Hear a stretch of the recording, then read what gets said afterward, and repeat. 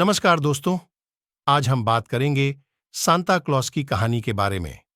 हर साल दुनिया भर में कई लोग 25 दिसंबर को क्रिसमस मनाते हैं। क्रिसमस की रात पर सांता क्लॉस बच्चों को उपहार देते हैं। क्रिसमस पर लोग प्रभु यीशु का जन्मदिन मनाते हैं। लेकिन क्या आप जानते हैं कि सांता क्लॉस कौन है और उनकी कहानी क्या है? सांता क्लॉस का असली नाम क्या है? सांता क्लॉस का असली नाम सांता निकोलस है।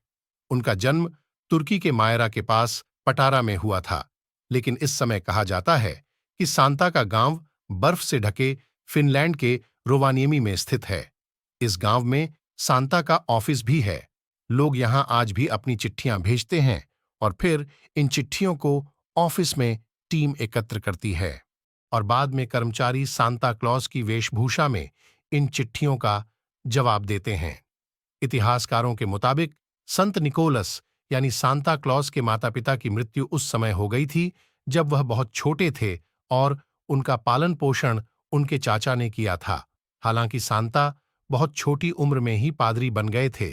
वह बहुत दयालु थे। बच्चों के चेहरे पर खुशी बिखरने के लिए वह उन्हें गिफ्ट देना पसंद करते थे। एक बार की बात है, एक गरीब व्यक्ति की 3 बेटियां थीं। उस व्यक्ति के पास अपनी बेटियों की शादी करने के लिए पैसे नहीं थे।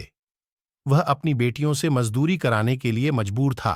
संत निकोलस को इस बात की जानकारी हुई तो वह आधी रात को उस व्यक्ति के घर पहुंचे।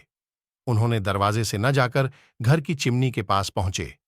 चिमनी के पास सूख रहे मोजे में उन्होंने सोने के सिक्के भर दिए। सुबह जब वह व्यक्ति उठा तो उसने अपने मोजे में सोने के सिक्के देखे। वह बहुत खुश हुआ। उसने अपनी बेटियों की शादी कर दी।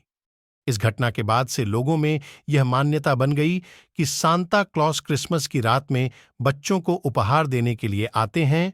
सांता क्लॉस को लाल रंग के कपड़े पहने हुए दिखाया जाता है। इसके पीछे एक कहानी है।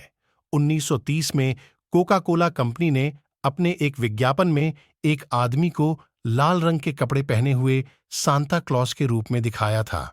यह विज्ञापन इतना लोकप्रिय हुआ कि सांता क्लॉस के कपड़ों का रंग लाल ही मान लिया गया।